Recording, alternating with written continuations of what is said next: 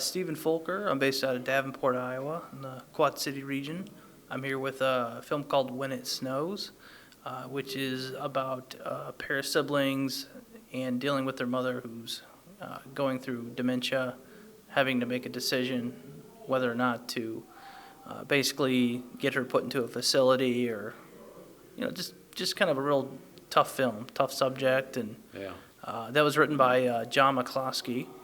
And he used to work in healthcare and dealt a lot with patients who had dementia. So, Okay. First-hand experience. yeah, so it was kind of something that just from observations and whatnot, he wrote the screenplay and then hired me. I think you said that you made 8 movies, right, this year, something like that, 6 to 8. That's how many I make a year, Okay. generally. This year, I lose count. So this year I'm working on 3 things right now.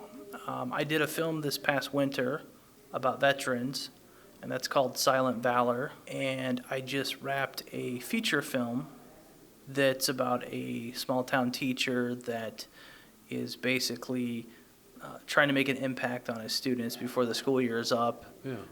And that one's partially based on a true story. I'm also working on a docudrama that was funded by the Iowa Film Office through the Greenlight Grant. Okay. And it's about the Iowa Cow War, which is a really long topic, but it's basically back in the 1930s, Iowa farmers had to basically get their cows tested for bovine tuberculosis, and there was a lot of false information on the radio waves back in the day with this local guy named Norman Baker. And there's just a lot of chaos behind it, and I won't spoil the whole story, but it's a really fascinating tale that needs to be told. So how do you like to manage a film set when you're actually on set to ensure that it's a smooth production? I think a lot of it is just planning. So in other words, like I don't mean that to the sense of like you have to have a lookbook and a shot list and all that. I mean, Yeah. everyone works differently. But I think it's just kind of knowing what you're doing on a given day and making sure that the people that are doing specific jobs know what they're doing. Mm-hmm. But I'm also a very quick filmmaker, so typically I'll do like a 6 to 8 hour film day and just knock out as much as possible. Yeah.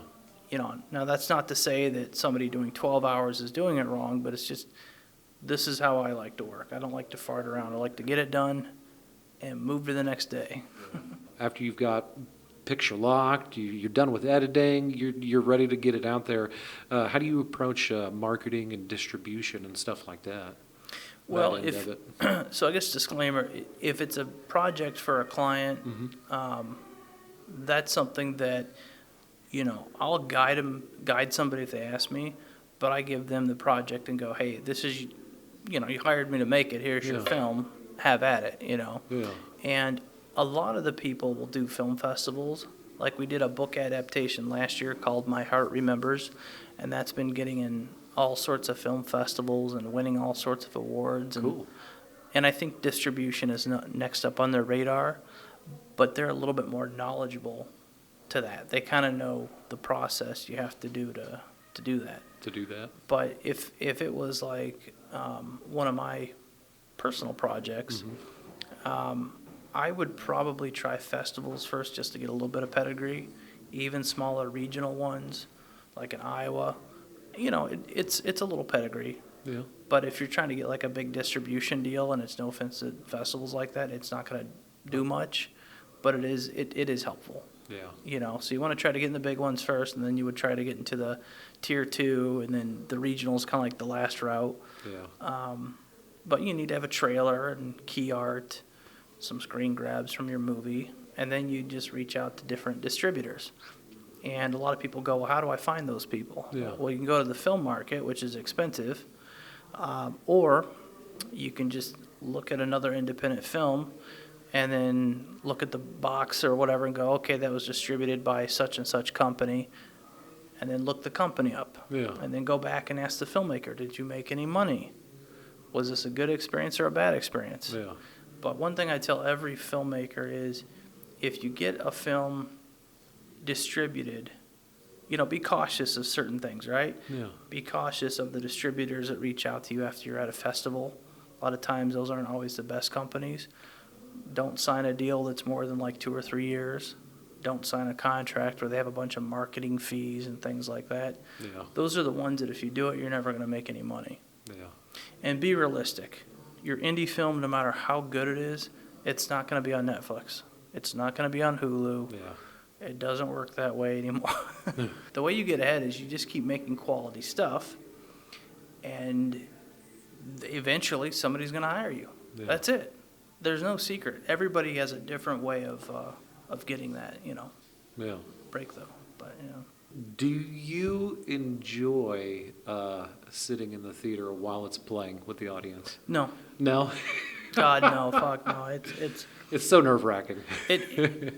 It is, because think about it. If you're watching somebody else's film, Mm-hmm. you're not like so hard on it. You're like, wow, they did a good job, Yeah. But when it's your own, no matter how good you thought it was when you finished it, you're like, oh man, that part sucks. Oh, I don't like the actor there. I don't like the music there. What was I thinking when I framed that in? You know what I mean? Yeah. So it's very awkward, but I guess in hindsight, that's everybody. Yeah. I mean, the first time I had a screening, the very first feature film I made, I was invited to screen it, and it's like 5 minutes into the movie, I snuck out, Yeah. and I went home. Really? And my friend was there, and he texted, he's like, where'd you go? I'm like, just cover for me. I couldn't do it. Hey, it's awkward. Yeah. You know what I mean? Yep. I like to make films. I don't like to rewatch them, Yeah. if that makes sense. Yeah, it does. So why SNAF?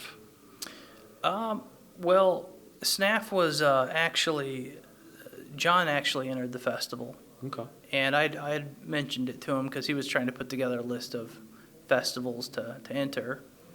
And I said, hey, you should enter SNAF. It's a really good festival. It's, they really cater to a mix of local and faraway stuff. And it's close enough that you could drive to it if it gets in. Because I think he's like 4.5, 5 hours away. Oh, not bad. So not too bad. Yeah. What's next on the docket then for you? I'm either debating on doing a slow burn thriller, Cool. or I have a comedy film that's like a period piece. It's set in the late 1800s. So I'm debating. I like stupid humor. Yeah. So I'm kind of leaning toward the goofy one, but it's a lot of work, a lot of things to put together. But Yeah. I might do it. I don't know. Are these both personal projects then? Yeah, these are my passion projects. Okay, cool. Full length or short? They're full length. Both of them? Yeah. Ah, cool. So I think that's the goal. If I make a film, Yeah. I want to make something that I can get out there. So the last time I made something that was my own was a couple years ago, Yeah. and really small budget, but we had fun doing it, and Yeah. it got out there somewhat. So Yeah. Where would be able to find that? that one is, I think it's on Tubi. Okay. It's called House on Rockingham. Okay. It's like a thriller film. I've got a couple things on there. I got like a really old cheesy horror comedy thing on there too. Okay. I got a lot of old stuff on there. Well, thank you so much. No, thank you, man. Appreciate it. Yeah, yeah. Is there a website? Yeah, my website. So if you go on Facebook, it's Folker Films, and then if you go to folkerfilms.com, FOLKERFILMS.com. Cool. Well, again, thank you so much. I Thank appreciate you. it. Appreciate it. Oh, so where does this air? Or play? I think I have a podcast. I think I'm gonna put them on there, basically.